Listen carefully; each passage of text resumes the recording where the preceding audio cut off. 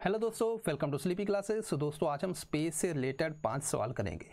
Idea हमारा ये है कि स्पेस से रिलेटेड जो है आपके टॉपिक्स क्या कवर हैं या फिर जो मैंने पूछे क्वेश्चन आपको आते हैं तो उससे आपकी कंसेप्चुअल क्लैरिटी का पता चल जाएगा, कहाँ पे वीकनेस है, क्या करना है, वो सब पता चल जाएगा। चलिए पहला क्वेश्चन देखते हैं। पहला क्वेश्चन है क्वासी सैटेलाइट से रिलेटेड। ये रिसेंटली न्यूज़ में था, ठीक है। इससे रिलेटेड यहाँ पे 2 स्टेटमेंट है, तो आपने क्या करना है, वीडियो को स्टॉप करें और इसका जो आंसर देने की कोशिश करें।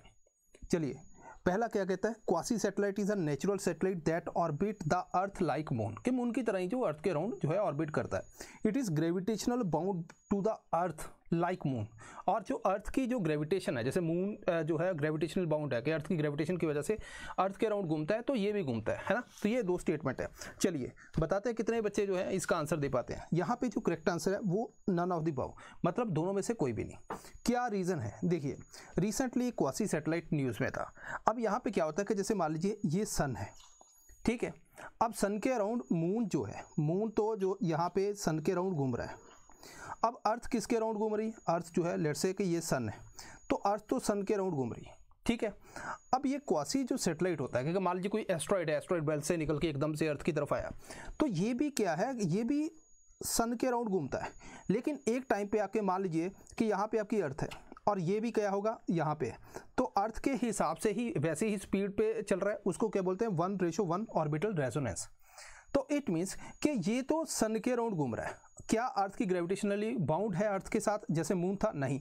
अगर होता तो ये अर्थ के अराउंड भी घूमता, ठीक है। ये डिफरेंस है, तो यहाँ पे हमें ध्यान रखना है। तो पहली जो स्टेटमेंट है quasi satellite is natural satellite that orbit the earth, नहीं, मून के अराउंड जो सॉरी सन के अराउंड जो है वो ऑर्बिट करता है। इट इज़ ग्रेविटेशनल बाउंड नहीं है, है ना।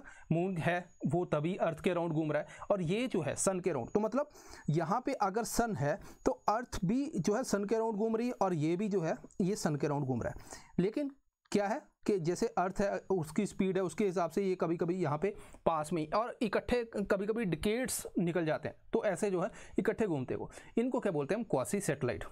चलिए सेकेंड है एक्सट्रीम न्यूक्लियर ट्रांजिएंट। अगेन ये रिसेंटली न्यूज़ में था। अब यहाँ पे साइंस ने ये बोला कि जो सबसे बड़ा जो हम एक्सप्लोजन मानते हैं वो है बिग बैंग, ठीक हो गया। अब बिग बैंग के बाद जो है, पहले गामा जो बस्टर थे उनको मानते थे, अब उन्होंने बोला बिग बैंग के बाद अगर कोई सबसे बड़ा एक्सप्लोजन है वो है एक्सट्रीम न्यूक्लियर ट्रांजिएंट, ENT, ठीक है। अब इससे रिलेटेड है कि भाई इनमें से क्या किसको रेफर करता है, तो जो सही आंसर है दोस्तों ये है ब्लैक होल का explosive event, supermassive black hole, यहाँ पे बी। अब ये है क्या, इसको भी देख लेते हैं। चलिए अब यहाँ पे एक सिंपल चीज़ समझते हैं। देखो ये है ब्लैक होल, ठीक है। अब ब्लैक होल के अराउंड एक एरिया है जिसको हम बोलते हैं इवेंट हॉरिजन। हम ये मानते हैं कि ब्लैक होल के अंदर कोई भी इतनी ग्रेविटेशन हाई है कि कोई भी चीज़ उसके अंदर गई तो काम खत्म, वो वापस नहीं आएगी। तो मान लीजिए यहाँ से कोई चीज़ आ रही है तो उसके अराउंड पहले मूव करती है तेजी से, ठीक है। जो मैटर है वो जब ब्लैक होल के अंदर जाता है तो उससे पहले वो रिवॉल्व करता है। जैसे कोई होल है, पानी है, पानी आप देखोगे रिवॉल्व होकर अंदर जाता है। तो सिमिलरली अब ये क्या है, इसको बोलते हैं एक्रीशन डिस्क, ठीक है।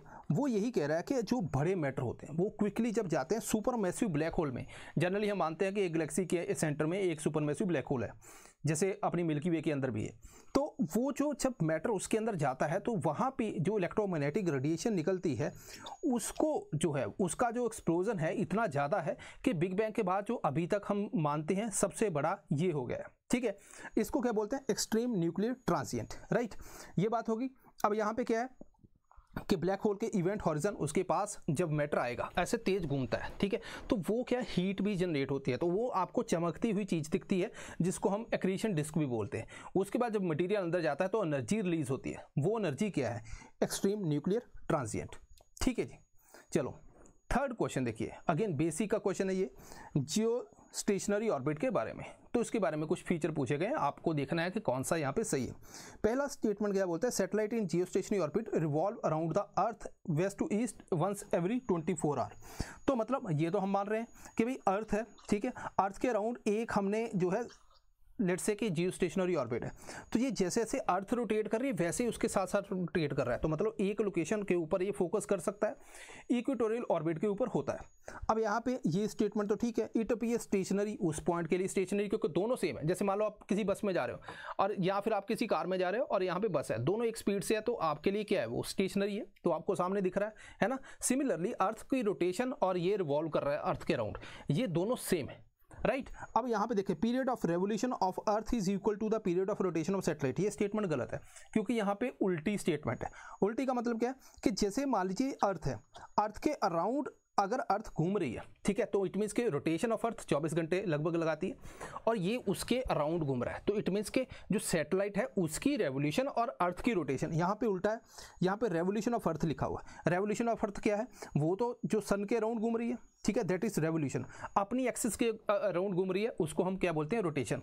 तो अर्थ की जो रोटेशन है उसमें कितना टाइम लग रहा है, 24 आवर, और जो सैटेलाइट है वो रिवॉल्व कर रहा है अर्थ के अराउंड, उसको कितना लग रहा है, 24 आवर। तो ये है बेसिकली उल्टा किया गया। यहाँ पे देखो ध्यान से, रोटेशन ऑफ सैटेलाइट नहीं, यहाँ पे रेवोल्यूशन ऑफ सैटेलाइट और रोटेशन ऑफ अर्थ आएगा, तो इट मीन्स कि यहाँ पे दो स्टेटमेंट अपनी जो है सही है, ठीक है जी, B is the right answer. Next question देखते हैं। अब ये है how many of the following pair is और आर करेक्ट, कितने करेक्ट है। ये है नेविगेशनल सिस्टम, यूपीएससी ने इसके ऊपर एक क्वेश्चन रिसेंटली पूछा भी था, वो सिंपल क्वेश्चन था, यहाँ पे थोड़ा सा आपको दिमाग लगाना पड़ेगा। ग्लोनास है, बेडू है, गलीलियो है। चलिए देखते, देखो ग्लोनास किसका है, रशिया का, बेडू किसका है, चाइना का, गलीलियो किसका है, यूरोपियन यूनियन का। तो इट मीन्स कि तीनों की तीनों स्टेटमेंट इनकरेक्ट है, तो यहाँ पे आंसर क्या आएगा अपना, डी, दैट इज नन। अब यहाँ पे देखो ध्यान से, तो जो ग्लोबल है मतलब पूरे थ्रू आउट द अर्थ जो है एक्सेसिबल है, वो क्या है, जीपीएस यूएसए का हम सभी यूज करते हैं। रशिया का है ग्लोनास, चाइना का बेडू है, यूरोपियन यूनियन का गलीलियो। कुछ रीजनल भी हैं, जैसे इंडिया का है, तो इंडिया के अराउंड का एरिया जो है वही एक्सेस कर पाएगा क्योंकि सैटेलाइट नंबर ऑफ सैटेलाइट कम है। अब यहाँ पे क्या है, जापान का है, ये यूपीएससी ने क्वेश्चन पूछ लिया है। क्वासीजेनिथ, इसको मिची बिकी भी बोलते हैं, ठीक है। दूसरा है IRNSS या नेविक, वो किसका है, इंडिया का।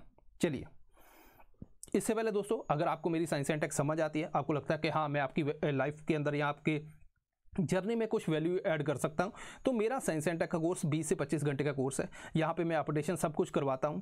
टारगेट 26 जो कोड यूज करके आप इसके ऊपर डिस्काउंट भी ले सकते हैं।